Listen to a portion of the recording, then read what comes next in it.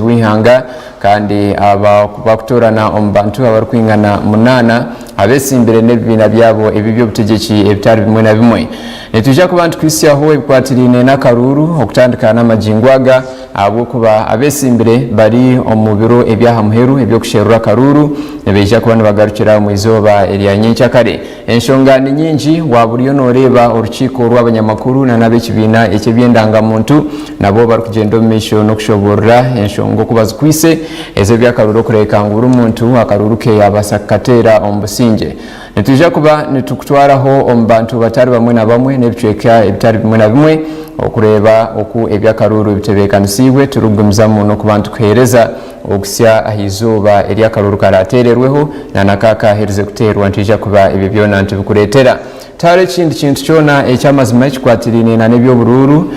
kiri kwija kuba nikirabaho wabo takirebera hatayari west otakyesiga ahubwo kuba ebikusinga ogwesigwa nitwe tubyine okuba nicyo bikwisyawo amajingo make tujja ku bantu egitwa omnyamakuru witu Jimmy Emmanuel okurga omurembo orwa Kabare kandi naija kuba atayisomwe abakuru abebya karuru okwe omurkabare barukushoborra nk'abanyakabare abanyakigezi betebekanisize bata akaruru akarukwija kuterwa esabiteje hizoba ery'urwakana kandi nabaheza okuba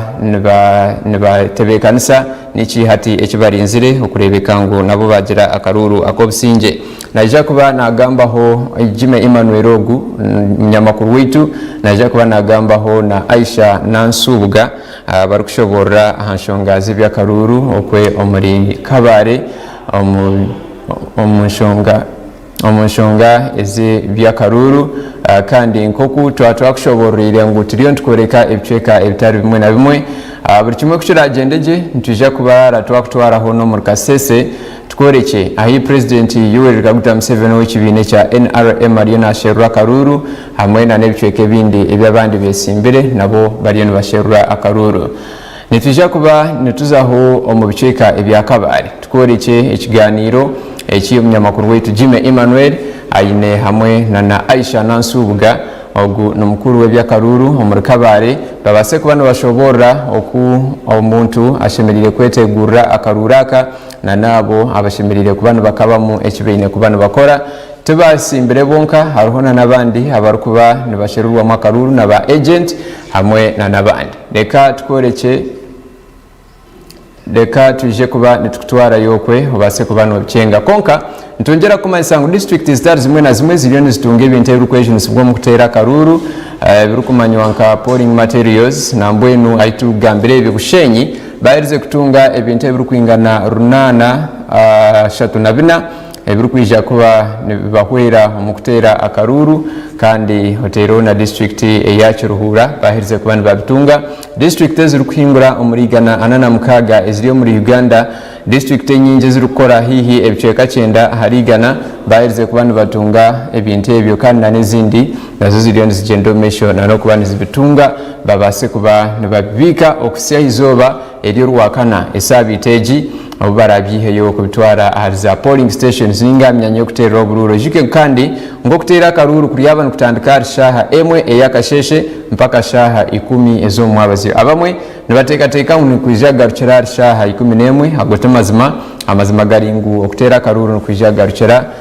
shaha 10 ezomwabaziyo okubara akaruru kubase kuba nokutandika kandi zasha 11 babe bamanyira ya singa polling station ejo ninga mwanyo guguru kuterwa hakaruru abase kubantu babisinduka handi ahibirukuza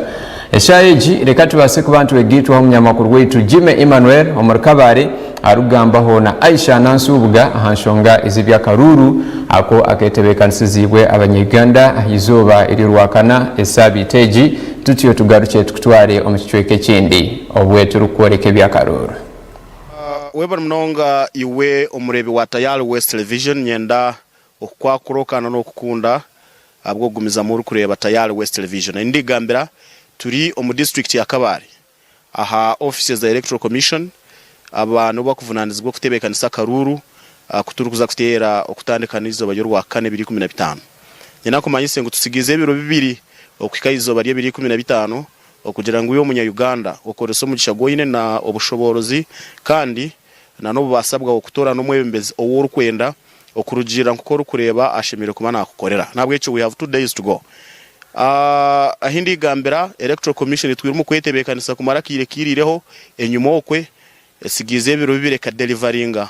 ebiba twirende bakora kugira ngo umunya Uganda abase kutunga omwebembezi. Ahindi gambira instamina returning officer ningashi uri kurebya Karuru ahabwa district ya Kabale wechitinisa Aisha Nansubuga na ija kutugambira for instance bo nka electoral commission Kabale echo kubanza barrede bata betebekanise kiri kwingana kikugira ngo izo yorwakana aho umuntu araze kuceberera kutora na member wa parliament we ninga MP hamwe na president wihanga agabwe ayine buri kimwe cyone kikwetagisa kandi ari kumanye cyo gukora runakorwe then twaza kusasha 10 zo mwazo habe hatine buremezo buriho okusiya hi Aisha arije kurangira nohora abari member wa parliament ahabwa different constituencies ningashi ebyanga ebitari kushwana nabwo echo niza kumwakira kugira ngo ayanjure tugambire then tutandikira aho tushoborore nkoku twetebekanise nkoko betebekanise bonka electoral commission ahabwa district ya Kabale. Good morning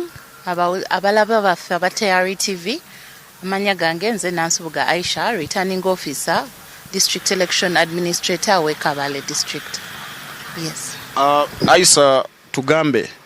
how ready are you now? How ready are you to make sure that on 15th we actually have a free and fair election as you do? Njagalo bamanyisa mwena abalabi bafe ba voters ba candidates tuli ready. I must say tuli 95% ready. How to receiving the materials ezisinga zonna zetwetaaga zetwasooka okureceiving a generic materials zetukozesa time and again mu bululu bonna muzo ngamba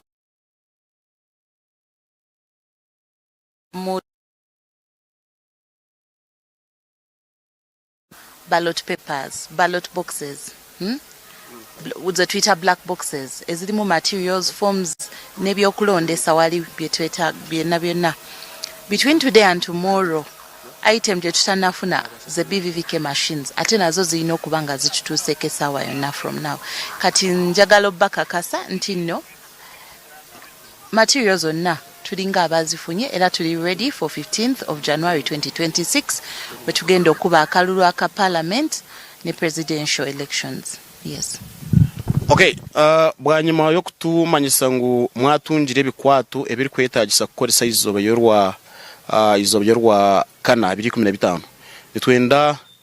otushobora uko byo bintu turi kumanya ni mu bireta muta kugira ngo umuntu ayihemo akantu ko kutekateka ngo maybe bikija umuringo gutakwetegerezebwa we candidates here kugira ngo barebe ebyija batija kurara bayitombo itangwa karuka kwatwa muninga ni mu byakira nkimwe then mu bubika. Translate. I'm talking about did you invite candidates to verify as you receive this equipment? Yes, but candidates representatives valiwo that evening. Candidates representatives, some media houses zaliwo, twalina DPC yaliwano, OC station yaliwano,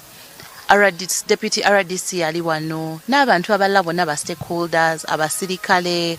UPDF representatives, so abantu abaliwo bo balaba materials bwezatukira ne tuzisumulula ne tu verifyinga box by box. Okay. Yes. Thank you very much, Madam Aisha. Another question to go with is that we have witnessed a bit of electoral violence in some parts of this district. I don't know to what extent has EC, especially office, been able to engage with the security to make sure that on the very day and even after, pre and post elections, we do not see any sort of violence in these areas, in the electoral places that you will be able to manage. Have you had any engagement with security to be able to be sure and assure Ugandans that it will be well on the 15th? Yes, police ne other security agencies, aba UPDF, yesterday, RDC's office, RISO, RPC, tubadde tuba engaging time and again. Ne tutunira hotspots. Last week twaina meeting ne ba security agencies abachigeze ne twa identifying hotspots. On top of that, ne tubeera ne meeting on Friday in Barara ey'aba stakeholders. Ngera tubajjukiza balina okulagana naffe mu ngeri yonna esoboka tumanye nti no tusobola okukola ki ocontrollinga electoral violences eziriwo. Yesterday in the evening twabadde era ne meeting ey'aba security agencies bonna mu Kabale district. Ngera tutryinga tulaba embeera we tusobola ogigonjoola. Tuyambye tutya abantu baffe okubeera nga tulina a violence free election. Era ne banshuwaringa era nange mbalinamu obwesiga nti no tujja kubeera ne election eri peaceful. Ne bagamba electoral violences ezibaddewo they are under control. Bali mu kulaba bano abantu aba committing crimes. At least DPC has been assuring me. RDC naye ngamba kyekimu bali mu kumeeting aba stakeholders bano. Because naffe tufubye okulaba nti ba candidates tuba sensitizing engeri gye balina okweyisaamu mu campaigns. Balina okubeera nga tukuma obuntu bulamu n'okubeera nga abantu batambulira mirembe mu campaign period eno. Naye nga ba security agencies n'abalala bonna bali fully aware era tebatudde tutryinga okulaba engeri gye tuhavingamu peaceful elections. Era mbashuwaringa abantu b'e Kabale tugenda kuhavinga peaceful elections. Abantu bonna bali fully aware of the hotspots ze tulina mu Kabale. Despite ebibadde bisobaganyemu here and there, okulwana kw'aba voters baffe on either sides. Naye ekyo tekitusobola kutugamba nti no tetujja kukola kye tulina kukola. Electoral Commission, security n'abantu abalala bonna tuwakinga hand in hand tulabe nti nembeera tugigonjoola ate we tutuuka kalulu wali tubeere nga tuhavinga a peaceful day, a peaceful election. Okay. Yes. Having said that and assured the people of Kabale and the country at large of the peaceful election on the very day, I wish to know to what extent have you guys from the Electoral Commission side been able to engage with people? Are they well sensitized on about what is likely to take place and how they should be able to conduct themselves on the very day? To what extent have you been able to engage with them in terms of sensitization, in terms of telling them what they need to do and what is required of them? Tubadde ne number of talk shows. Twa having a talk show ku Voice of Chigezi, kati ndi wano njogera nawe, Watayari TV. Twa having a talk show last evening ku Radio Maria. To having a time and again to having a online interviews nga bawuliriza baffe batuwulira to trying okujjukiza abantu engeri gye balina okweyisaamu ku lunaku lw'okulonda. Era tetujja kulekeraawo. Eno yonna week paka mu kulonda n'okumala okulonda tujja kwongera okukola voter education, tujja kwongera obajjukiza balina kweyisa batya okwaavoidinga okubeera nga the law catches up with them nga babeera amateeka nga gabakwata mu bintu bye baba bakoze ebitali bituufu. Era tubajjukiza nga tubagamba ba voters, candidates, mugambe ba voters bamwe bwe bamala okulonda baddeyo ewaka. Omuntu yenna gwe banaakwatira ng'akola omusango bajjamu arresting. Ate kye tutandiyagadde mu bantu baffe. Ffe twagala kubeera na mirembe, omuntu avotinge addeyo ewaka. Era mbasaba mukole ekyo to having election egenda okuba ey'emirembe ey'obukakkamu. Yes. Naye nga era twongera this week era tujja kubeera nga tubeera ne talk shows here and there. Era tetufaayo tuyita mutuyite tulabe bwe tufuna obudde ffe twenyigewo tujje tujjukiza abantu baffe. It is our role nga Electoral Commission okujjukiza abantu baffe. Era abantu baffe batambulira mu kujjukiza all the time. Mukole bwe muti. Tetujja kulekeraawo era tetujja kuwanga Electoral Commission officers okulaba nti no tutuusa obubaka eri abantu baffe. Yes. Now, having said that, we understand there are a number of electoral activities that have been going on, but that are still going on. Actually, on the very day, how is it going to be? People have been asking about the BVVK, and we need to know what is the process going to be right when the voter gets away from the home to the electoral area, to the polling station. How is the process going to be? Where does that person begin from? What is the activity there? Thereafter, what follows until that person actually folds his or her paper into the box? What is it going to be according to how we've organized? Kakati BVVK machine eno bagiyita biometric voter verification machine oba kit. Machine eno eriwo ku verifyinga oba kwetegereza particulars zachi z'omulonzi. Nze naawe tuli balonzi, tuzze tutya ku polling station. Nze ng'omulonzi nvudde ewaka, ve ewaka tutandika okulonda. Polling stations zijja kugulawo ku ssaawa emu ey'okumakya. Opening of polls tetwandiise nti okugulawo officially okulonda kujja kubaawo,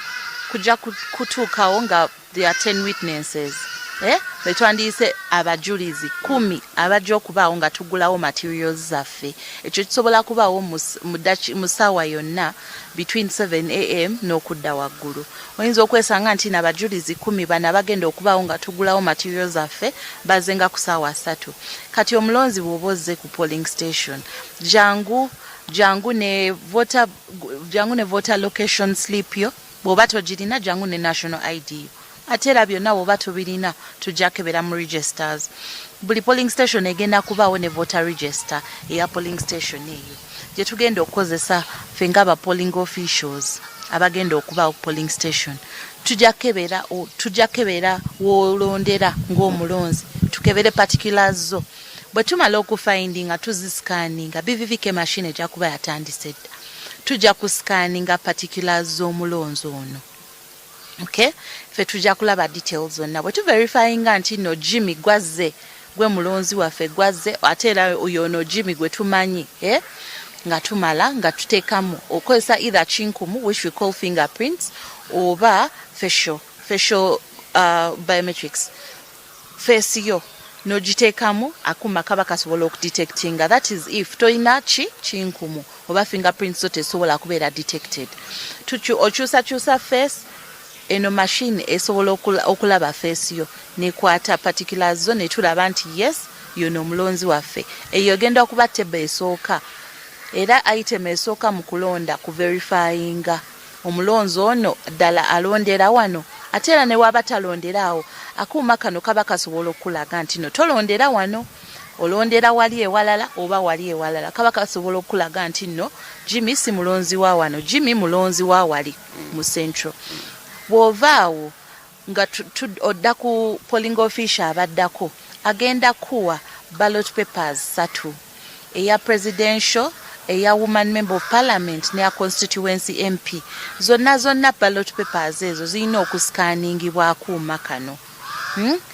Kitegeeza ki buli mulonzi abaze okulonda ali entitled ku ballot papers meka 3. Bw'amalaawo agenda mu box esooka n'atiikinga. Box esooka egenda kuba ya presidential. Ajja kukwata ballot paper ya presidential ateeke mu bbaafu atiikinge omulonzi we gw'aba ayagadde, akateekemu muli mu transparent box mwe twandiise box y'okuteekamu obululu kale. Bw'avaawo agende mu basin eddako eya woman member of parliament oba direct elected member of parliament mwe twandiise constituency MP, atiikinge mu basin ateekemu ballot paper ye mu transparent box. Addeyo ku box esembayo, eyinza okubeera ey'omukyala, nakyakole kyekimu atiikinge mu basin amale ateekemu ballot box. Ateeke mu ballot box ye ballot paper ye gy'amaze okutiikinga. Oluvaawo bw'oba ofuluma tukumaakinga ku kitiko yo. Presiding officer akulaga n'akutiikinga w'olina okukola nti omaze okulondebwa. Akuuma kano kalungi katya. Buli muntu yenna aba votinze kamu detectinga nti ono yamaze okola ki okulonda. Akuuma kano kasikaninga buli form gye tugenda okukozesa nga electoral commission okuviira ddala ku ballot booklets zigenda kuba ziscanningiddwa okubeera nga zibeera customized kyetwandigambye nti no zibelonginga kweyo ki polling station kangambe polling station ya Makanga Golf Course ballot booklets zaawo zijja kukola ku Makanga Golf Course tezijja genda walala lwakuuma kano Noli niwe tunabanga waliwo cases which we call waliwo case yokubeera nga omuntu avudde eri ne ballot paper walala n'agireeta wano akuuma kano kajja kudetectinga nti eno si ya wano because of that scanning so mbadde nsaba abalonzi baffe babeeremu n'obwesimbu mu kuuma kano kagenda ku minimizinga zitwandiyise electoral offences okubeera nga wabeerawo voter rigging ballot staffing ebyo biba bibaddewo mu elections endala essaawa zino bigenda kuba very very minimized nti no ka identifying omulonzi abalonze kakulaga woba olondedde kakulaga oboze ku polling station nga tomanyi woolondera kakulaga kascanninga forms zonna okuviira ddala ku ballot booklet ne kascanninga ballot papers ne kascanninga forms zonna zetukozesa ezimu ku forms zetukozesa accountability of ballot papers form zikascanninga ne tukozesa declaration of results form nazo zibeera scanned ne tumanya nti eno DR form oba declaration of result form ya wano mu kitundu kyekino polling station eno so details zonna zisitowaringibwa mu kuuma kano ne zituyambako just in case of any future reference so bannayuganda bannange bannakigezi mba assuringa akuuma kalungi nnyo ate era netteeka lyafuluma tulina okukozesa akuuma kano weba tutwagala oba twagala etteeka lyakola ki lyayitibwa What if it gets faulty? What happens? Advantage eriwo nti nno tugenda kubeera ne machines ezo bbiri tugenda kubeera ne primary machine tugenda kubeera ne standby machine nga wekibaawo nti nno maybe technical issues oba kyetutasuubira kubaawo because betaanyiza all the pros and cons of this machine ne bamanya nti nno kati wano kakola wano kayinza okufunamu eno fault tugikoze tutya so buli polling station egenda kubeera n'obuuma obwo bubiri primary ketugenda okubeera nga tukweza but in case ng'abaddewo ekibaddewo oba battery issues oba kiki kisobola okukozesa akuuma akala nga bwe tucharginga kano ate buli kit omubeera akuuma kano mujjiddemu power bank mujjiddemu charger so tugenda ku making sure nti no buli polling station efuna akuuma nga kali very well kwegamba bakettanidde very well nga kalina buli kimu ekyetaagisa if it is the battery kalina battery if it is the power bank egenda kubeeramu mu kit ate n'ekirala tugenda kubaawo with our technical team that is going to be running in that field tulina technical teams zetutaddewo bagenda kubeera mu constituencies nga babeerawo okumakinga sure nti akuuma buli wamu kakola katambula bulungi nnyo so ekyo kyo tetukyeraliikiridde namu n'akatono because tulaba nti tugenda kukola ki tugenda akuuma ko kalina okukola so we've tried okuclosing our loopholes zonna ezandibaddewo ate ne advantage endala eriwo gye mbadde soogedde nti akuuma kano tikakolera ku internet kakolera offline teketaga internet so abali ewala abantu voters abali ewala kangamba abalinga ebutanda because bo attractinga gundi network yeranda na kino tebakyeralikira kawakinga offline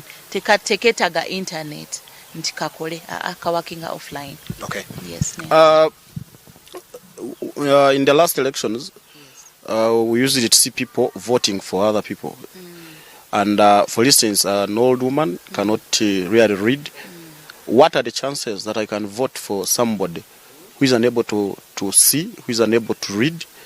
or is unable to do anything with electoral activity? What are the chances that somebody can borrow assistance from a colleague so that that person continues to vote? Kakati abalonzi abalinamu obulemu betuyita ba persons with disabilities tweba encouraging nnyo okujja n'abantu baabwe bajje ne ba helpers baabwe nkiwa abantu bano balinayo omuntu ewaka asobola okubayamba kati nze kaŋŋambe nze nga Aisha wemanze nga siraba sina ngeje ngenda kuva waka nga sikola ki nga siraba nteeka okubaako nga ninako helper n'abantu bonna batasobola kati nga for example ali amputated kale abo bo bayinza obutaba na ba helper kati kiri eri gwe omulonzi okulonda omuntu gw'olaba ku polling station asobola okukola ki okuyamba sife abakusalirawo polling official takusalirawo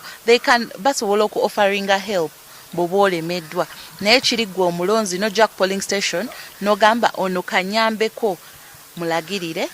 kyemba njagala so kiri eri omulonzi aba alinamu obulemu oyinza okuba nga bwa ku mubiri oba obwengeri yonna obulala okuyambibwa mu ngeri gy'aba ayagadde ye nga ye naye tuba encouraginga nnyo abantu ngaabo okujja n'abantu okuva ewaka waabwe ne bajja n'abantu ne babalaga nti noono gwe njagala oba kwegamba nga babiteesezaako okuva ewaka obutajja wano ku polling station okutandika okulonda abantu tubajjukiza babeere nga bakola ki bajja n'abantu baabwe okuviira ddala ewaka. I think certainly the very last question is that what happened to the remaining ballot papers in the booklet? Sometimes there are registered voters who died, but they are there and their ballot papers are going to come. What happened to those remaining unticked papers? Do they remain as a balance or you distribute and have them ticked? The ballot papers that tutakozeseza zirina okuddamu mu box ne tuziretaining ngaffe zonna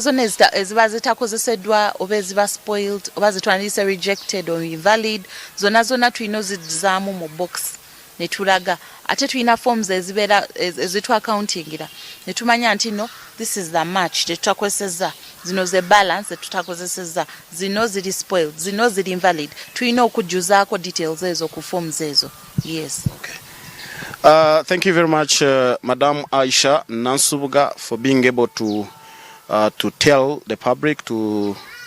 tell the people of Kabale about what is it going to be, how is it going to be on the 15th, and to be able to assure them that the election is going to be free and fair. And in terms of security, you've already said that some engagement with security has been done. We have had some engagements, and we think and believe that on the 15th we are going to witness one of the best and well-organized election. For now, imwe abahurikiza abarebi ba Tayal TV nyendamba sime mbebaze aboguma murareba TV kandi nanokurikiza ibintu nk'ebibone ni kikuru kugira ngo 2015 tere orgo waumuka kandi bakushobora kurungi ngo ogendo mbusinje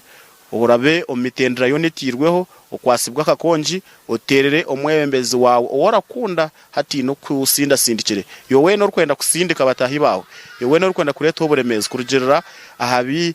westinisa Aisha yatugambira cyama isango uri mukabi nabwo eco gendo mbusinje kwate akakonji ka hotero mbusinje nkandi cyanci basika ogarukomuka nko ku bahabwire nabwo eco aho toyine kubuza ngo akaruni kenda kuba ko businje bata wakorebyo akaruni katiba kuba ko businje okurugirira nano ku batshobora ninyenda kusime kandi njirenti ingaruke mu studios aha Tayal West Television obusinje. Webare Jimmy Emmanuel kutusiya henshonga za Kabale hamwe na nomcyaro gwo mukuru w'ebyakarura district ejo omukyara Aisha Nansubuga wahururaje kurunje mnongiwe hariyo mbicweke bya Kigesi na mnongo muri Kabale oku akaruru kanyu kaherize kutebekanizibwa abarikatebekanizabo babarinzire burinda okuyija kubana mutera akarura kebiro 15 biko kubanza umwaka ogu niyo Thursday jininga orwakanoru na habwe cyo cyera witebekanise okutera akaruru nokutandika shahe mu mpaka shaha 10 ezo mwabaziyo netugumizamu okuba netukureka birukwata bururu omuyihanga mbicweka ebitari bimwe na bimwe omeisha aho nitutekateka kwija kurara twatunga kandi Mate Isaac ariyo mu Rurembo orwa Kasese Ojishengu omuri Kasese niho president Yoweri Kaguta Museveni niho ariyo nashaba akaruru obwo ariyo na gendo meisho nashaba akaruru omuri Kasese izoberi na nabandi bebembezi abekibina echa NRM kandi okumanyisa ebirukugendo meisho mbicweka ebitari bimwe na bimwe ebyakaruru ntwenda kumanyisa ngu districts zikiriyo nizitunga ebirikwejunisibwa omu kuteera akaruru obwo barikwetegurira akaruru ka Thursday ninga Rwakana esabiiti egi kandi nitwenda n'okugaruka kumanyisa ngu abantu nabo abengi nobasa kushangibwa ariyo nandeeba Tayari West niwe wenkota katungire kakonji kawe akokozesa omu kuteera akaruru konka abengi bairize kuba nibatunga obukonji bwabo obubarije kuba nibakozesa omu kutoorana abebembezi obu barikweta bwa voter slips otateekateeka ngu n'akakonji ka ballot paper akoneja kuba nokatunga izooba ryenyini erya Thursday wabugire kuteera akaruru konka okimanye ngu nitwija kuba nitukwisia hitwe byona nk'okubiri kandi abetebekanise okuhereza abantu babo ka transport obundi kuza kuteera akaruru leka tuteekateeke ngu nimwija kwetebekanisa okukikora omuringo omurungi kiteija kweshanga ngu kandi kyaba bribery ninga kwaba okugurira abatezi b'akaruru abandi bakwisha kuba nibabanka ba agency nabo baherize kuba nibetebekanisa kandi mwine kureka mwayirinda habwokuba hati ebi nibyo biro ebyokwirindira kimwe izooba ery'okuteera akaruru obururiyo niryerahi abandi abakwetebekanisiza okuza obururu okubuteera omu myanya yanyu mukurugahi murukukorera okugarukaho omukanka omu byaro ninga omu tawuni nimwe nitubendeza enjendo nungi omubase kugenda n'obusinge n'okuteera akaruru ako nitujja kubomesha aho ntukutwaraho kasese konka kandi twinire na nokuturabe ntukoreka ebiro byokwezi okubikuratana omu kuteera akaruru habwokuba okuteera akaruru nkutandika izooba ery'Orwakana okusya izooba ery'ebiro 6 ebyokwezi okwa kabiri omwaka ogu 2026 obwe abebembezi ahandengo zoona nibeija kuba bahwire okuteererwa akaruru ba kansala ba meya bakuru b'entebe za katano ba MP abesimbira ntebe bwa presidenti abo bona akaruru nkeija kuba kahwire reka tuzeho omukahumuro kache kuturarwa omukahumuro ntija kwegita Harimate Isaac omurikasesi agumizemu okutushoborra oku ebyakaruru biri na President Museveni arikusherura akaruru okwari reka tugaruke otarugaho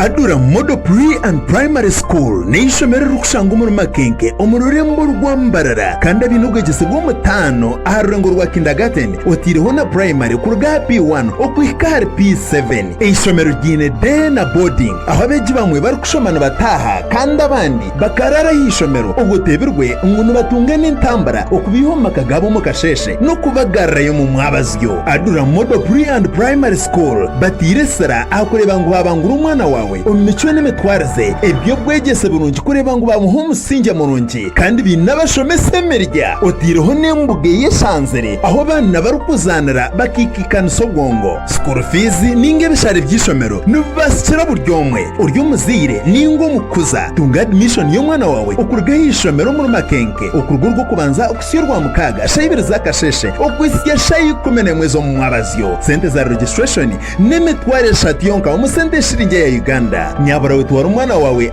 Aduramo Modo Pre and Primary School otiza kwefuza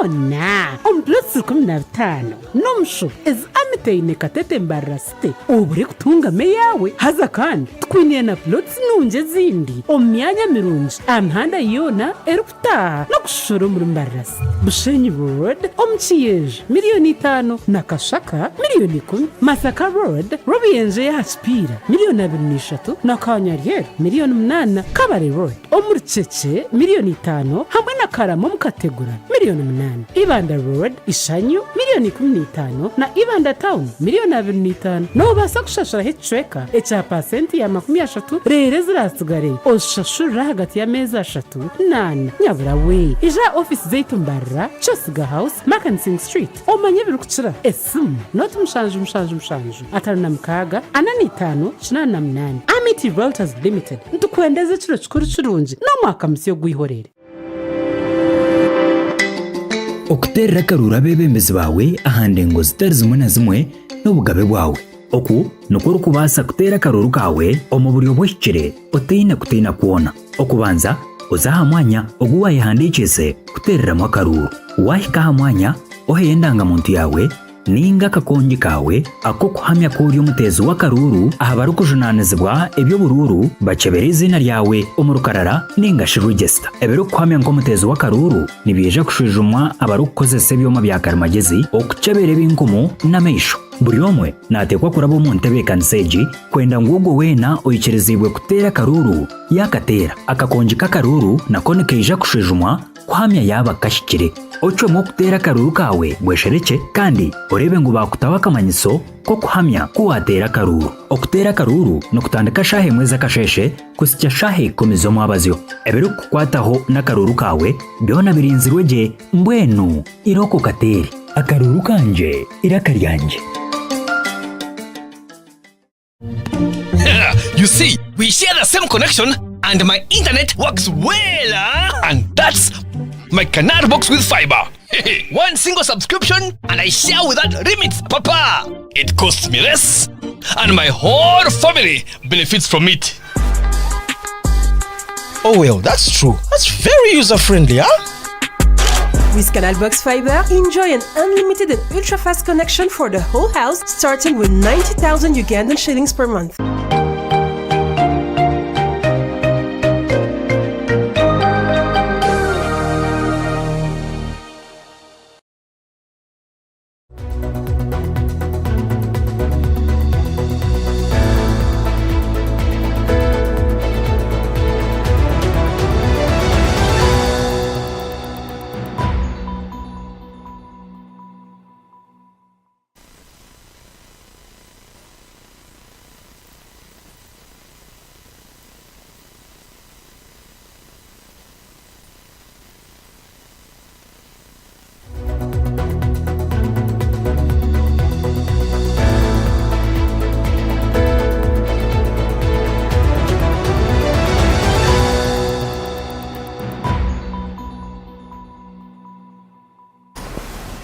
Tayari West tugumizamu okwisyaho ebyakaruru webare kuboriyo notureba mbichweke byo mtane byihange byorumo ntugaruka kwisyangu no basakuba no tukuratera aha website no wakuboine byoriyo nokora obase kuba no tutunga www.tayarwesttv.com kandi no basa na no kutukuratera mkutu ebyemprizigane ya social media tari yemwe nemwe na emkoro nkeji ebyakaruru twagikuterireyo kare aha mukutu ogwa YouTube no basagarure nyuma oyemerezemu ningo tambuze ningo gende ni topterevu orukureba ebyo na biturukora kandi yorukubitunga je ombwijwire eshayo na mdachikanche tuje kuba ntwegeta Almate Isaac ariyo muri Kasese ariyo natwatire byo bururu obwa NRM President Yoweri Kaguta Museveni omukwaswe benre kibinecho ahabwa president na hari kandi nkokoro kumureba aha screen yawe yaherize kuba naba ready okutwisyaho ebirukugendo meisho okwe omuri Kasese reka tubase kuba nitumwegetaho Mate Isaac tutware ombururu.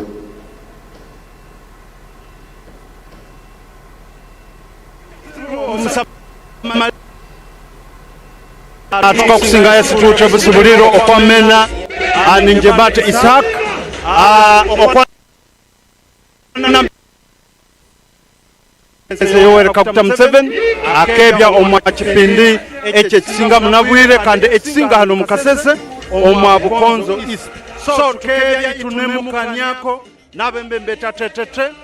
okwanda mbenu tukayaka nayako na Kafude Boaz kandi onuni Vice Chairperson ONRM hano omwa Kasese district way to honor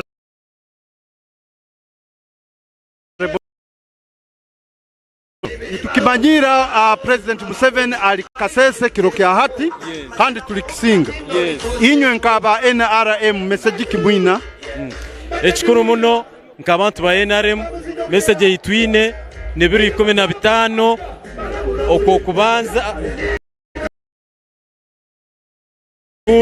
abantu bona ba NRM kujja kutera President Museveni na ba flag bearers bona hati tukimanyira nti Bukonzo East it dominated in our opposition this time around mwina strategic korora nti narrative egimwagihaho Bukonzo East dominated by opposition but we've done a lot kozero mulimo gwamane kozere grassroots mobilization kurangu to organizing abantu kokujo karora na tana peri mu Bukonzo East now this playground it is full completely it's full to capacity tumanyisa kozere mobilization ya amani kandi this time Bukonzo East neja koma movement yes what activities Museveni agenda kukora ntuhura arokingura Nyabirongo Health Center 4 no kugenda hantindo banzo twe clarification abintu ebi today President Obarana aka hanu ene commissioninga Health Center 4 ya Nyabirongo then in bridges in Busongora North commissioning tekwiza kubaho but naja kukayo kora rally kuramucha abantu hati ohira hebi byo wabaza hanu mu Bukonzo East haro bintu kebindi byo soba government no soba koreka abantu kandi okabasabira akaruru ka president yes Bukonzo East government ekozere ebintu bingi achievements nyingi muno ekyo kubanza n'obusingi the peace these people have obusingi obutwine mu Uganda no mu Bukonzo East sincerely it's a very great achievement. Two, amasomero gombecherwe irwaro Bukonzo East bagerize Health Center 4 istamu tamak mbaja kutamu kolas then bridges entindo zona zombecherwe really norana no area busaho ekichweke kitine masanyarazi the schools amasomero gona gali kurungi so it's a very great achievement for NRM. Okay, kagambo kako kumalira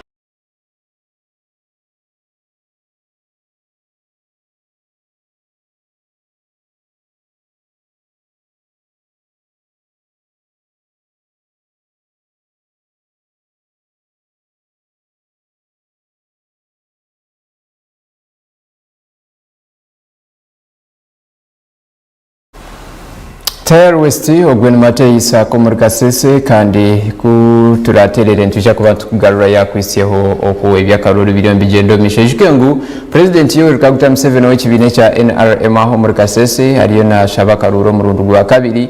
banyuma yo kweshanga ngo ashagise yo gwire aha biro ebyo kukasherura kandi nokwegaruka mu district zitari zimwe na zimwe esabite yahwira Kar Home District ya Kole na Lira yagaruka yaba home district ezindi ezabe zirihina na hiyabire yarugire okureka ngo abantu boko nabo batongo mu gishokura ahanjiriye eyekibine kya NRM nana okwari na gendo mission okuba nashaba akaruru so nakasese akayarugireyo esa okwezi kuriya okwi12 kuri kutandika kandi okwezi okoko kubanza na hati yagarukayo okubasagumizamu no kuba nashaba abantu bakasese okumuterera akaruru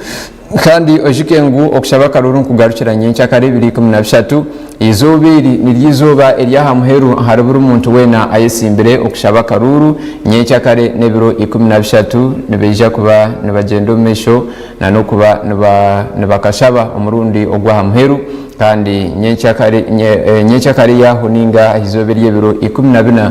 nibeja kumura murero 15 abantu bagendo mesho no kuba nibatera akaruraka netijagumizamu okwisya hebyo kandi nyendagaruka kwizisi yangu abesimbira ntebe zindi nabone bashaba karuru okurugasha mu yakasheshe okuhikasha 12 ezo mwabaziyo reka tubase kubantu gendo mesho no kuba netukwisyaho ebindi kandi hati kasese tuje kubantu kugarura ikonka reka tubase kuba kandi hati netukutwaraho omuri Fort Portal tubase kuba netureba umunyamakuru wetu Justin Nyakaisiki nawe hine ebyatwinire okuruga omu rurembo rwa Fort Portal n'ekicweka ekyo kyona aha nsonga ezikwatiriine nana ebyakaruru. Ebicweka byona ebyihanga lya Uganda nitukumanyisa ngu turiyo okuba nitukwisiyaho ebiriyo kandi ohireho eby'abandi bantu okweshanga betebekanisize akaruru aba bari kukateera nitukureetera n'abebembezi bo betebekanise bata ab'ebyokwerinda ab'obugabe bw'abantu n'abandi boona abarukwataho mu nsonga ez'ebyakaruru okubetebekanisize nabyo ntugumizamu okuba ntibikureetera nakushobororire nti n'abesimbira abandi nabo nibagenda omu maisho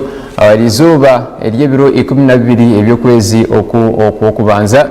omwe abesimbire omwe wenka omu bantu 8 niwe yahumuraho kandi ogwe Moses Kasibante we erizuuba tiyabasa kuba na campaigninga yahumuraho konka abandi boona mushanju n'ebibiina byabo eby'obutegeki bariyo nibagenda omu maisho n'okuba nibasherura akaruru. Tujja kuba ntukugambira abandi bari omu maisho ho kakye eshaaha egi tukiriyo nitugenda omu maisho n'okuba ntukutwaraho mu bicweka ebindi. Justin Nyakaisiki omunyamakuru waitu wa Fort Portal wa Tayari West eshaaha ino nija kumwechura aha TV yawe na munonga iwe omuntu owatoro ngugo Justin Nyakaisiki naija kuba natushoborera n'omugenyi waine ebyakaruru biribita omu Fort Portal hamwe na toro yona okutwara hamwe. Nyakaisiki notuhurra kurungi kunu otwicheho ebyakaruru okuruga oku Fort Portal nukwe omurozi wa Tayari West asobole kubyetegereza biribita tusoborore. Abantu abakyali mu kuturora ha Tayari West TV kandi ntugambira buno obwire nibwo obutwine kuletera bintu ki ebikufa mbikaro bitali bimu na bimu. Sazino tuli mu rubuga orwa Fort Portal tujja kubazaho n'omuntu wakwebembera abantu aba people with disabilities yatugambira ensonga zabo mu buno obwire bwa karuru. Bwaitu tutangira Tayari West. Ibara lyange ninyohira Franco Mugurusi. Habwembabaza Ruhanga ninyowe nkuratira abantu abanyakwino bulema hambere yabo aba Kabole district kani nyanebendera ya NRM ya balema aba Kabole district.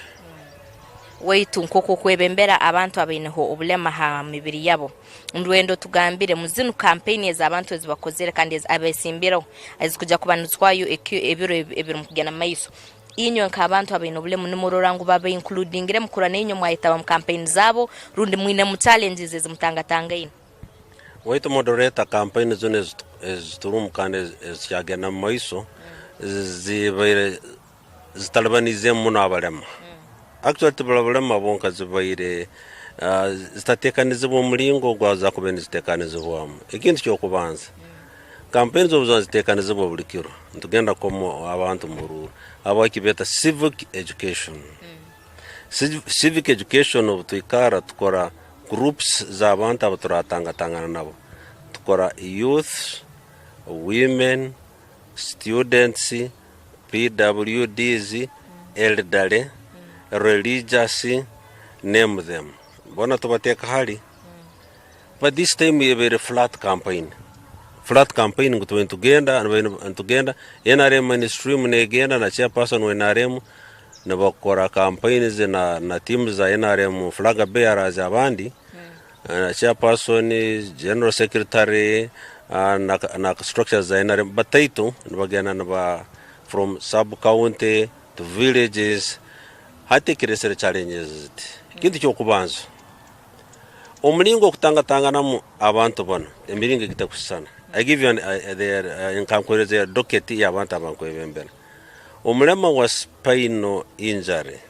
tosokumuleta mu ruwato rw'abantu umwegesa nko aratera akaruru no aratera akaruru ko arateka kutera akaruru akubende bizo bya spine anali bino tasokwemera musana kamara mwesa nyingi muno abokuba musana ngumutalibaniza nukwahuririze package yito turaba tukozereki abantu bamutwalire anya kwino kugurukumu na imera kumarubwire bwingi muno aina na how to be treated no anyuma on top of that abalema abakiro bwingi no sanga baina na challenges za convenience no sanga mulema nambara kubana itaga baina toilets estakusana akwa abande tubasokosa toilets zetu za bulikiro ningano nyitegereza nebintu nkebi so abo bakubena bahebwa a special attention ko kyakorwagira iyira habaga teams hati nkabuli hakaba Uganda Project Implementation Management Center niyakozere civic education mu Western Uganda buraga kiro kinu kyabalema ndija kubatangatangana kichwe kabonanka barura kimungize that place user friendly abantu abo nko batwara yuko hanyuma baba tabarayego no kubatabaraye by the way akwasa abarema tabasokorake abakiro wingi tabasokorubasa bakoraga arrangements oraba batabarire beje bakora civic education bonga babagarayo abandi balhambe bazi bajane mabazi yabo bagimera ngo bakorake but this time kitalabaniza muno actually ijomba irende somewhere nitangatanga na abalema umunama nkagwizega tuweza turagenda koma nabagambe ngo batohereza ururu ubusatu akuruko kubanza bakakwereza mu ngaro ngo bwa akakabiri ubundi buri mu bahasa ngomba hasa rumuna sente ngweza batutere mu na sente zo kutubribinga mbaza na sekera kim that means ngo ikibage ko tubakiyetega nkimaza ngo bahasa yangi tinso gisigira ubura bako bagambe hari mu sente engikoreka kim ngo abantu baliro tubatekaniziwe abintu nkabino kandi yo bikikwatagana bale mabonka n'abantu abana butubakimanya nabagamba bahasi harumuke ningi nonyetegereza no bagambira ijya kuba mu screening akarunu kabana nkaraba mu cyuma ukarwa kayikire hanyuma no bururu bukomero bugenzera mu box mungana babaraza barabe mu cyuma nuko barole ngo buhikire ko ningi nonyetegereza hata bagamba ngo akaruru wako no aratungo bwire bo kulinde bye bintu biona inchikoreka kama civic education atakoleke thirdly busawa umuntu akumanya challenges za balema kuingana abalema ha electoral commission hakube haroho at least one representative electoral commission hakube mulema per district or per region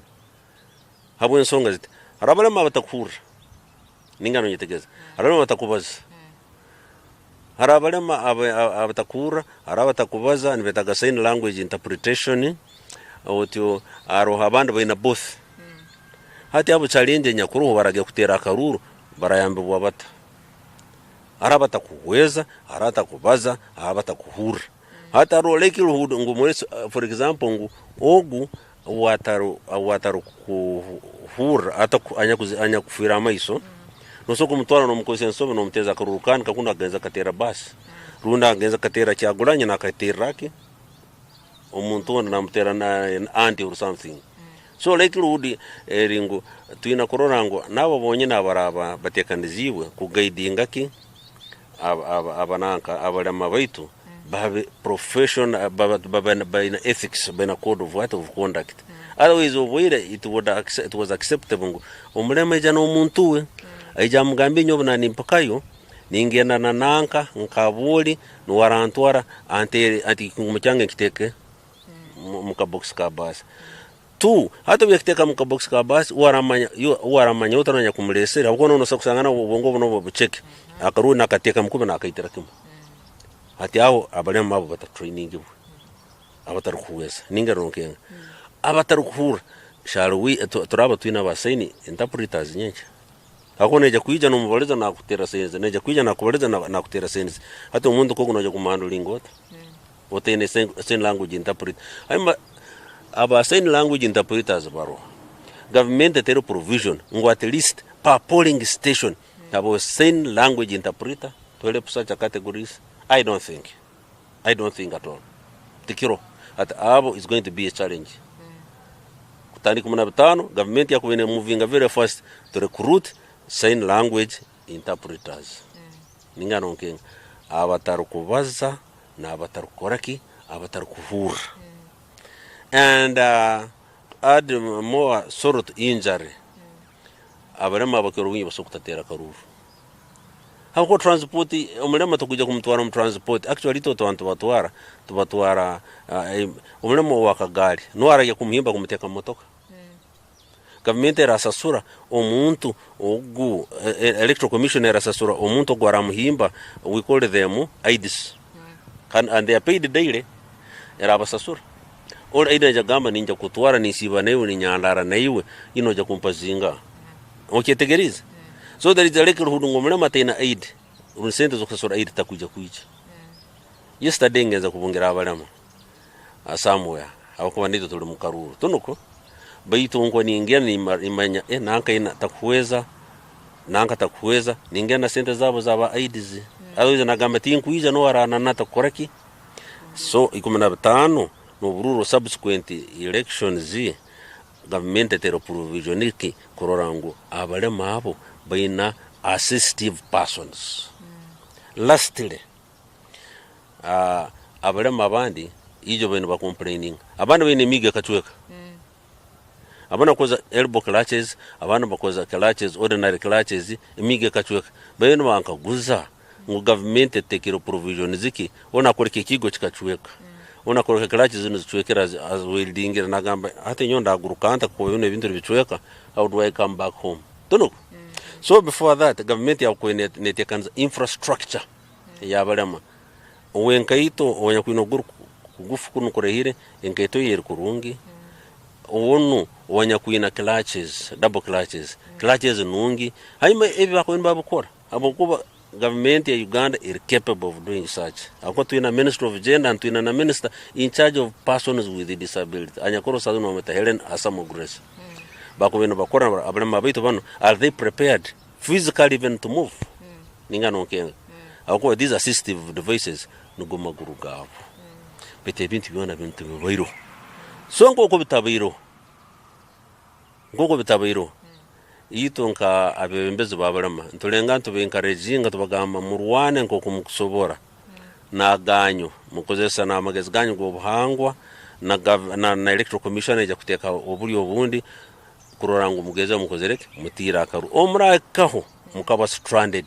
tubahira amasomo gaitu ngabebembe tubahira amasomo bona actually abalema bari very organized busa mulema tsazi mukabole district atena somo yanga bona bagina tunuko busa mulema mukabole atena chairperson's telephone number Mr. Katisa Paul tunuko busa mulema no atena my female counterparts number bona bazina when they are stuck nubaja kutera masomo then we ring the presiding officers to let bayambire but otherwise gaps zoro nyingi obalizeho gaps nindoraho abantu banu mostly abatakweza abokuba oli aswa kubatakura baitunaitegeza nguni ono nuwentikingire rundi ono wenkomeri hamuntu owakuleta omuntu mutahiyo no wamtera Karuru talo hamnambe mukutunga ebizibu nkokusanga iwe noenda kuteronu tolishu woli no ukandete omugambi oti nyendo nterere maybe o NRM nyendo ntero wanupu nyendo ntero wa anti nyendo ntero FDC okusanga woli maybe ahindwire eche kizibu kirakiriyo mwandiyenzere electoral commission ebahindurire mukanyuma na government bakore korora nguno omuntu watakweza abe namanya ngwekero kino omuntu wange no wenterire kwenyine twakoraga ikibeta mock up exercises twagendaga toleka abale mulema aiza habaho electoral commissioner habaho habebembeze babalema tubegesa mo especially abatarukuweza ate problem eriyete abana batakuweza nokura tabakura the two normally go together bitatwaletaga electoral commission isi aba representative wa balema aba local leader tubaikaliza before tuba training rakimu tuba kuatira ne ikyara na barabana babaleta tuboreka for example no bagambira urabano je kutera NRM basi ere number 1 eruguru ninga no kenga urano muleto mutekenka eruguru ubano je kutekura anti ntuboreka hanyuma tu twakoraga tugatuti twabagana counter intelligence kimanisa kiti aba electoral commission anya kwemerira hali omulemo bakurango aliserwe omuntu wakudautinga yakaya takuswiftinga kuchanginga sides na yeta returning anankani presiding officer ndo muntu wana kubaro deja namugamba nyoni namugamba it is allowed namnyonye nda kutera nanka can you help me to get no kyara cyange kiteke kana karukange yeah so we always have that one counter information on ground evero so tishikora ulikiro nibakugambira abantu abaineho obulemu ha mibiri yabo nabo bandienze babahinduremu kandi nibarora a number of gaps zibaire mu kurora bahura nk'abanagirizibwe ebintu ebimwe bakoraga last time this time tubabakolire so bandienze babahinduremu ebyo nibyo twatukwinire kuruga mu rubuga urwa Foot Patrol. Back to you at the studios.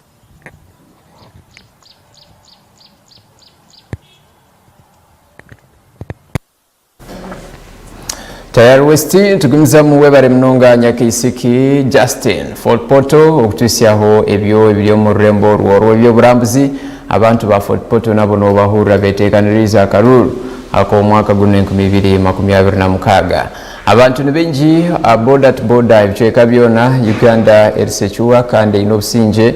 necho abantu betebekanisiza akaruru abo kubana bamanyangundukeja kuba akobulyo kandi katerwa mbusinje nkokitwire okumara emirundi mincho hati netija kuba omeshaho kukiraterereje buri kimwe kiri ntutebekanisa tugarureho omurikasese na mate Isaac abasegumiza mu kutusyaho ebikugendo mesho hakushaba karuru kwa president Yoweri Museveni ari district ejo izoberi ari omurubukonzo East kandi hamwe na harukumanywa nkabusongora North na gendo mission okuba na sherura akaruru abandi choine korombi chwekaho na ahori ni kimwe cyonka ntwamyango okumara emyezi hati hihi eshatu abantu aba barukusherura akaruru obeire wahurire message yabo ninga obutumwa bwabo na nebyo ebibarukoreka kuja kukorera obahiza kutoranwa okuba president ninga ba member ba parliament so izoberi na nyekyakare nugoma zoba birugonka agarukubura yo kubantu hendera ebyo kusherura akaruru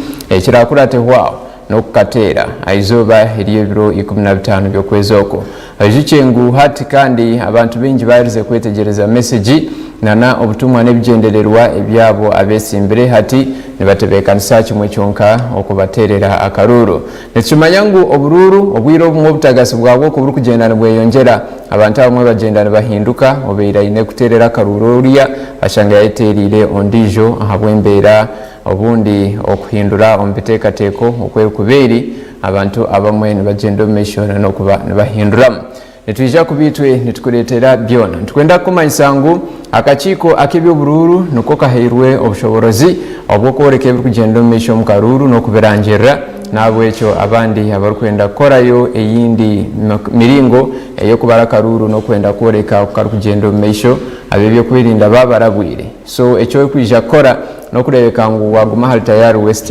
nugugumwe omukutu ogurukubasa kubantu kwisiya byone bikugenda omeisho mboruru abo kubantu gomukutu ogurukwesigwa ogurukubasa kushitama hukareba buri kimwe kiri kugenda omeisho nchiri ajuna pleasure studios ogumizamu nokubantu kwisiyaho ebyakaruru kandi nitwenda gumizamu okumanyisangu okutera karuru tokwa Thursday yonka na nebiro ebindi ebirukurataho nheja kubantu habayo okutera akaruru mpaka ebiro mukaga ebyokwezi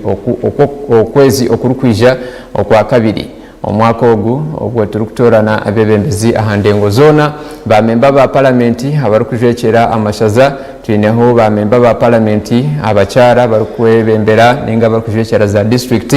tanda ho twineho ba member ba parliament abarukujekera abino burema hambiri yabo twine ba member ba parliament abarukujekera abakyara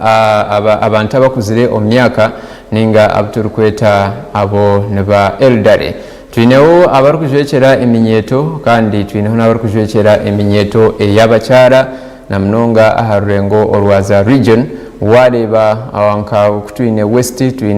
twineho east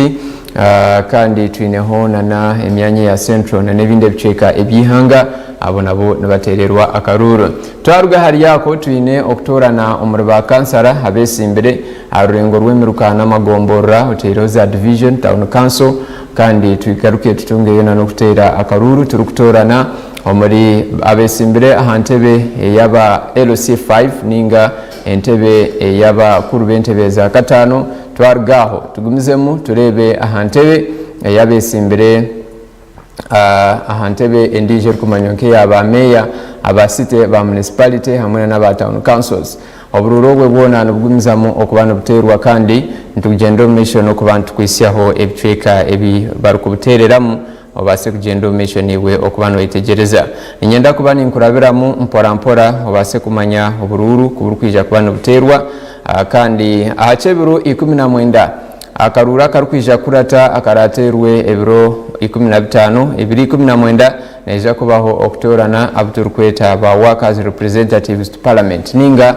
abarkwija kuba bari ba member ba parliament barikujwekera abakozi ba workers abakozi bona mu ihanga ogunono shoti ni member wa parliament w'abantu bona habo kuba buri muntu n'umukozi kandi hariho abarikwekozesa hariho n'abarukozesa abo bona arikwija kuba nabajwekera beja kuba bamutorana ebiro 19 ebyokwezi okukubanza omwaka ogu haheza kuba hahwa akaruru akobwa president hamwe nanakaba member ba parliament lero ebiro 20 ebyokwezi okukubanza omwaka ogu heja kuba okutorana abaturkweta basi ba SIGs ninga special interest groups aho twatwine ba councillors aba municipality hamwe na city mayor kandi obu harimo naba abeminyeto older persons kandi hamwe na PWDs ninga abantu abinobrema ambiri yabo nabo nibeja kubana batoranwa aho achebiro 20 mbyokwezi okukubanza omwaka 2026 abarakurate hwaho nabebiro 22 ebyokwezi nuko kumwe okukubanza kandi abo harimo ba district hamwe na ba city local government elections oteireho ba chairpersons ba mayors na ba councillors nabo nibeja kubana batererwa akaruru nkoko rukureba a screen yawe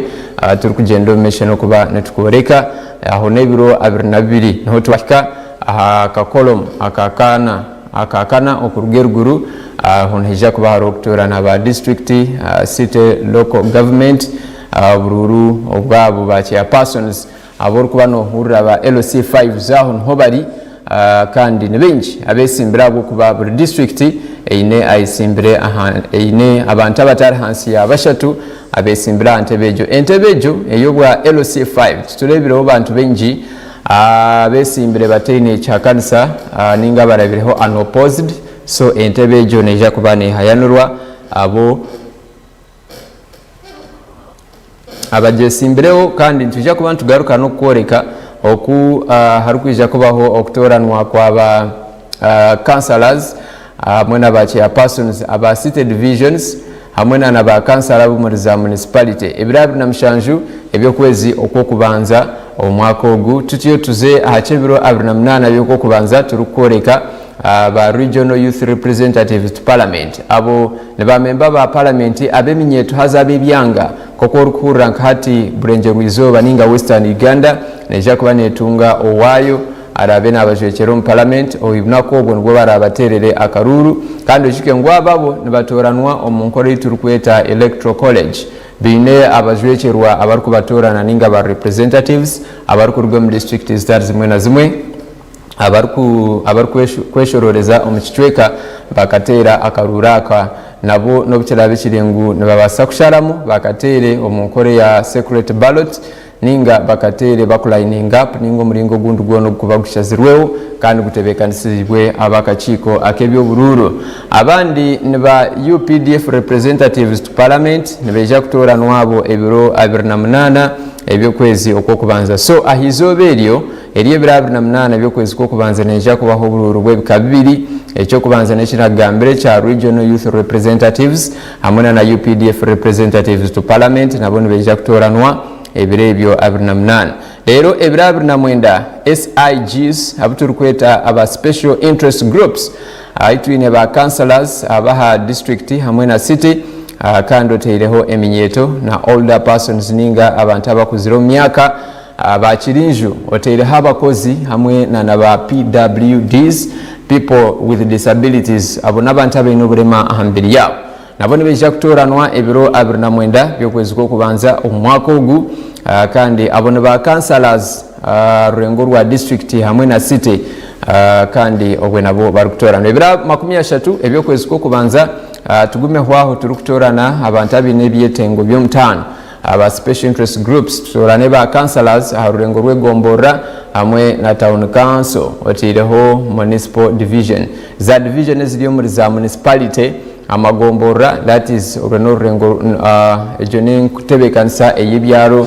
abakansala bali atoranwa ebiro 30 by'okwokubanza. Leero tuzeho hari SIGs, special interest groups, okutorana ba kansala abo nibo twagambaho abarukija kutorana ebiro 30. Leero ebiro 2 tukutaho mu kwezi okurabe kurukusya okwa kabiri ebiro by'okwezi 2 ntija ku bantu zo mu kirukweta okutera karuru akaba older persons ninga akabantu abakuzire omu myaka ebiro 2 by'okwa kabiri omwaka ogu older persons representatives to parliament noho barukija ku bantu babaterera karuru abo nabo obwiro nabakubaterera omunkora ya electoral college hariho abakutoranwa okutora nabo akantu kabaso butaba karuru kabo nangu barete ballot boxes aha polling stations. Leero akarura kandi nkeja kuba nkabaho ebiro 3 ebyokwezi kwa kabiri omwaka ogu we turukutorana ba persons with disabilities representatives to parliament. Abarema nabo babase kugiriraka omwishengero ryihanga barukutorana abanyishengero babo beja kubana babatorana ebiro 30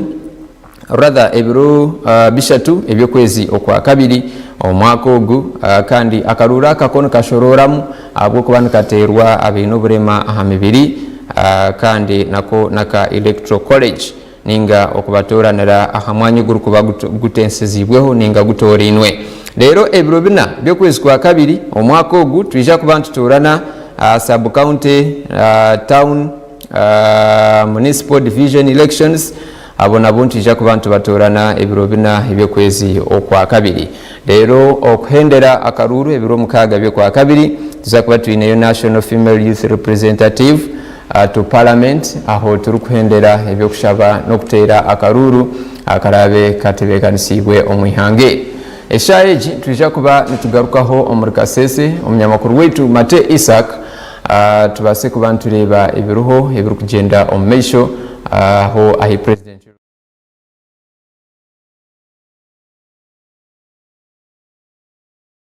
Kimanyira President Museveni ali kasese kirokya hati kandi tulikisinga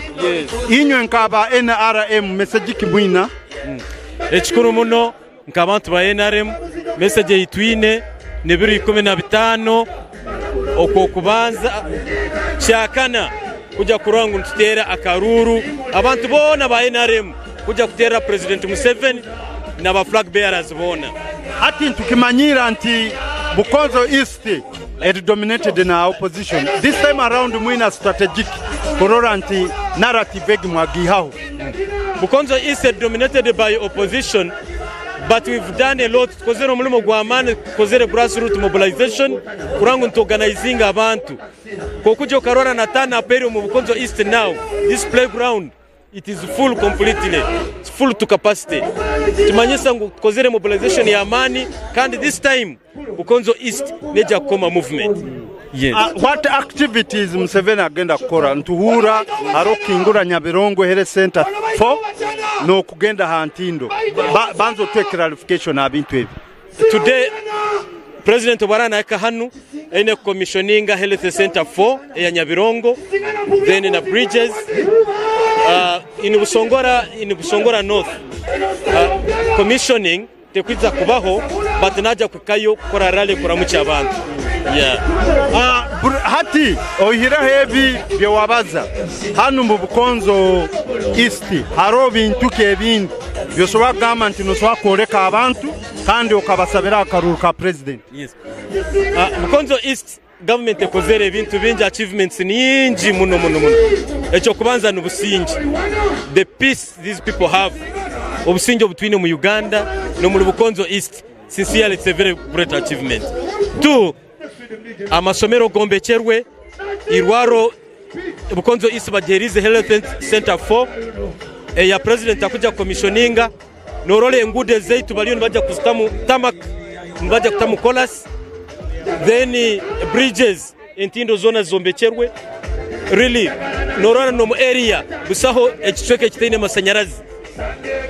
the schools amasomero gona gali kurungi so it's a very great achievement for NRM. Okay. Kagambo ke akokumalira ni saba abantu bona ba Bukonzo East na banya Uganda bona ngo on 15th kiro kya kana January bona bagende batere NRM akaruru. President Museveni. Webale muno. Waitu honorable webale muno. Leka tubazeho na honorable Bondi. Waitu honorable. Wobukire. Tukaname. Amenani Jesara Itungu Masereka Bareke omuhara okwachichwa the mountain girl. Maze risime chiro cha munabwire President Museveni akasubule kasese akakola sharare eye Bukonzo County East ne eye Bukonzo County ne Busongora County. Chikama isayani chatro yuko wa kune mtu amusaba amikirira chakesobola nerechonga musimiracho ngasaba abanyakasese inde kintu cyeri mbere cyatukomere President Museveni wo buholo kunutama bitungo buholo bunene okwabitwa ko yino kwibanda ise muleluhe mono ukawa masokeri ya Syria Congo Beni abaneighbors betu eshamondo sekase nayo okwabuli butuku baitu hanu tunauto buholo nerengasaba abandu be Bukonzo County East hangali munabwire ni muherere President Museveni akalolu habo buholo akasa chingule sipatara ye Nyabirongo ni sipatara ikawatika yabandu banene mwabiri asebyu umeshascan sinemo eri waticha abanyakasese nari abandu abe Bukonzo County East mwakisinga mununo kwa bitwika lingwe na yabuzire wose esipatara yi ikebika tuwatika ya aliririo ikinebende bindu ebyatukasaba President akore eshonzira shebitwe esho sikitu waticha na bandu bo mabitwe erisasa tungesha business ebitwe byose ebiwo mabitimbamu jenga bitimbamu byose even tukandro kusha pitch ekyo sikyangatokesya omundu wa mawute tani omwani erinda aliayo ninga mawute tani eshavakado ngasima President Museveni abyabitwereria amatwereria bilioni ngume lyongero kwa bilioni ngume yatuwite eyo shonzira naliongasa abamunierera ya kalulu na ingana mu parliament nganga mwibucha ndiye bilioni yatunguma eyo lyongero kwa shanzira atongereyo honorable esa inu tuli Bukonzo East nibusana nachi omubitweke byose mubas inywe nga NRM mumwasombora Bukonzo East muno mulesha project sinene sha President Museveni amaberekola eshanzira na shandindo omabutukubuke hayimane nyamugasane water project project eni nyine ne kutibu ikiwa ticherere tamaete omwa region AOC erikane kabuna mwa Busongora South so tulia sa President Museveni alebesha program sha maberekolesho wasinja honorable wasinja tukebya itunemukania Jonad Atenyi twakutangira honorable tuheya akagambo katito kambanze nsaba karuru kasara ono niwe flaga beara owakasese kandi mukozi inywena bakasese abali live tayari mumpera karuru mukozi kandi ajya kubakora na muzeyi mutamweberwe bye na baflaga bona nimbasaba webale muno twakutangira kasese mobilization general eriyo negende takutaliza hamu mubicweka ebitali bimu na bimu. First of all nkusoka kusima Tayari TV mwebale kulibata kandi western mukitera haiguru ekya kabiri mwikaire ni mundora ndo munsozo okonkanka nkajja mune biro nkabine enyuma okora nabe kulembezi bange na ba minister bekichweka na ba MPs na ba flag bearers mobilization telling kabuli kwenda kwa kasanti tulibasere mu byaro tumitingira abantu tu advocatingire for peace obusinge muzeyo bwa kutebeza era tukikozere kandi abantu amazimako bakura nibenda muzeyo okorora hano honka Bukonzo East Kisinga sub county norora abantu bona bayijwire enu constituency emuyonka constituency sigamangu district yona era bakundora abakurora abantu abo bona enu constituency era tukuruga hano nitugenda kuli Maliba Busongora County kionka hanu saa zinu tuli mu Bukonzo East Kisinga sub county kandi abantu bagamba no tujwahire tukwenda kweza muzeyi waitu tukwenda kwaba MP ba flaga niko basobole kwikara mu kokasi kandi babaze ebintu byabo ati honorable abantu bakasese hanu wetule hano bamazire emyaka nka 2 batakoma NRM strategic this time around bugenda kozesa kurora anti NRM yasinga hano overwhelmingly. Okay. Aka strategy kaitu tibakanyumya. Kionga akokusobora kurora naiwe norora abantu nkubalyawo balinzire muzeyi. Tikikabaho gakiti. Amazimako tukwatagaine ha grassroots. Tuwasobora ebizibu ebibiri ebikuruga inye kumara mutaina NRM. Abokwa NRM niye kugaba. NRM niye inomugati. Hatu inyo mugato mugusembera hara mukabegerwaho obukumansuka ni musigale inyuma nkwenda kubakakasa hane ekizibu kibayerekeye emirimo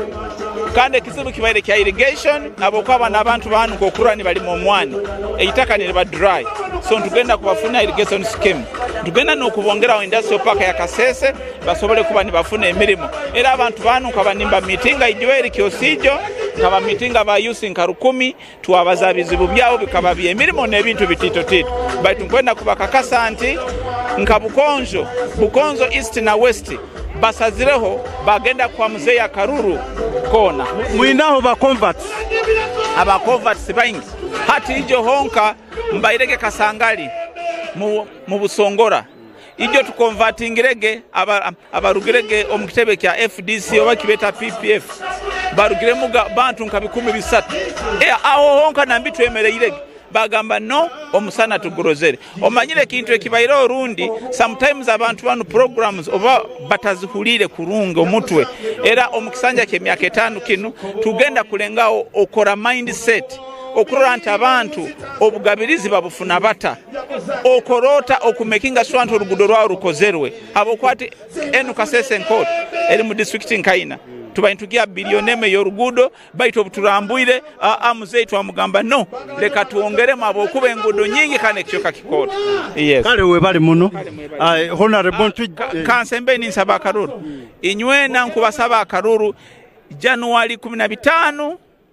tugenda koma bus iyo borarora bus tikinga habo kuba enjura tejja kutera musalati kujja kutera omubaso mwalimu akachayi alimu akasoda alimu kunyumya alimu kuseka hati wabora agenda herezo echuchu ne kumansukira olaho enjura ekutera ebigere byona bikutera bisabu kijja kuba kibi 15 katukome muzeyi leka tukome na baflaga bera bona mwebale muno kutola webale muno oyu are Jonad kandi niyo NRM okay so tunamwende mbere wait honorable twakutangira kandi webale muno kujja Kasese so abantu mbeda kumanya first of all banzo to introducing abantu bakumanya ninja kukwatira kati okay abantu mwena barukunde babarukundora hano Kasese n'abaramusya n'abashemererwa amazina honorable Bonde Kasheija currently deputy national coordinator ahwa PDM omuyihanga lyona ni ndano Kasese Kisinga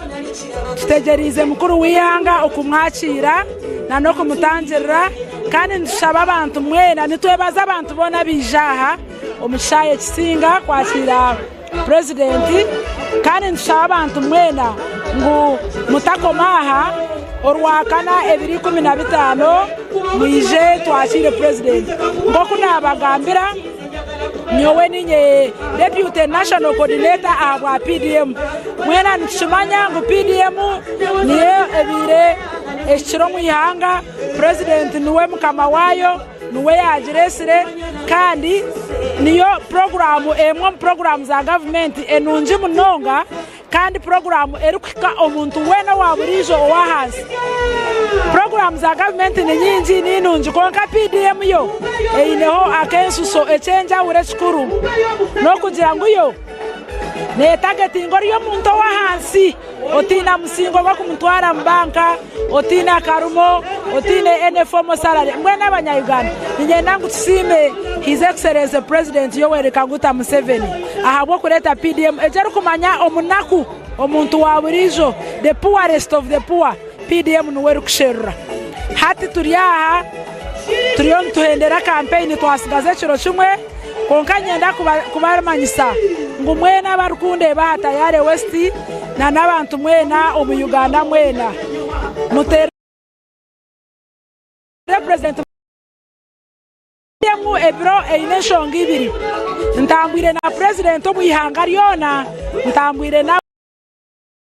we burahamwe harinde nawe tugezaho gonjora no kurikiza n'ebintu biki ebirukushasha abantu mu PDM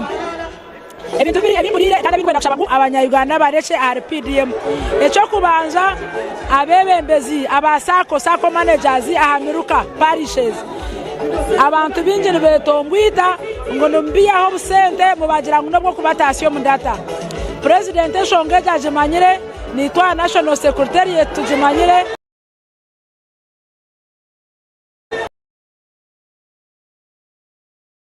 zona neshashura ne kwa computer neherezo womuruka computer emuhereza data abasako iyo muruka ya PDM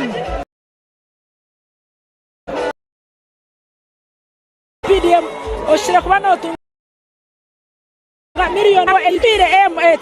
ejiro shemye kuba no jitunga hajiro wakutara abaniza ukuya wesente za PDM obanguneza data manya nezo kutasyo mu computer ebyo byona nebishuba obwo bona no buyayi ejo ni corruption nitujujumira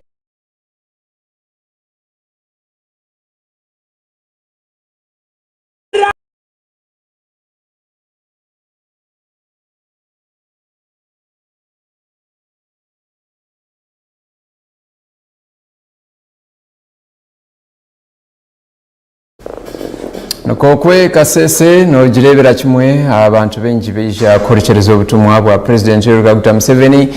obwo arugaruka mu rundu rwa kabiri okureba ku abantu abo bayitegura karuru ko mwaka 2026 abiteru kwija netwija buri kimwe kukiragendeje kuretera omukorogo obasegureba butunu ogurugendo mesho amagingo gihangwe iri hamwe na no mwabazi shukengu naija kuba mu constituency ibiri ya Bukonzo East kandi hamwe na Busongora North kwija kuba nashaba akaruru mu district ejo ya Kasese obwashembayo akaba nakasherura omuri Kasese municipality honka agokuba akabari ahachayi ekyanya Kasanga ko ogwe arukugendo mission okushaba karuru kandi hati yabasa kuba nazaho myanya eyebyaro mu mashaza abiri eriya Bukonzo East kandi hamwe na Busongora North ejuke nkasese nemwe ahariza district esigize amashaza amahango abamwe abarukwenda ngo habeho no kuhangaho district yindi warebanka abantu aba district eje yakasesa bamwe nibatwire nibarwanirire ikintu cya district splint ningo kushara mu district okukora mu district eyindi na mnonga abo ababusongora North batwire nibashaba President Museveni akarura kahwire akomwaka gw'2021 hamwe na 2016 haruho abarukireminga ngo akabari ya mwanya gwa ibanda cyanya town council okwe omurubugoye eruguru watora said za mubuku yashaba akaruru arukugira ngo kubara mu hakaruru orugudo rwo rukutandikira mubuku okutemba mpaka bugoye mpaka ibanda cyanya town council naje kuba narutera chorus kandi hari yecho yayongeraho kugira ngo Busongora North nko kwiri impango rebase kuba ishaza erirakorwe mu district eyabo ahabwabo abandi nibagira ngo ecyo nkija kuba nkiretaho okwebaganisamu nibenda Kasese yona esigare eriya hamwe obuhereza bubase kuba no bashyiraho kimwe hatariho okushara hecweke kindi bakakikora district okwacho Kasese ekindi ekikwatirine n'obururu bwabo no kugira ngo hati akarura kahuireho 2021 Kasese ketuira nemanywa nka district ermo aburwajoro hakanisa government na mnonga ba FDC konka tukareba karurako agomwa ku 2021 aruko rugamo aba ekibina echa NRM barukusinga akaruru kandi twagaruka twarebaho nana abanyishengero bashatu okugenda mu ishingiro rihanga otero mukuru w'entebe ya katana habwa district ejo abo barukweta Elfazi Muhindo Bukombi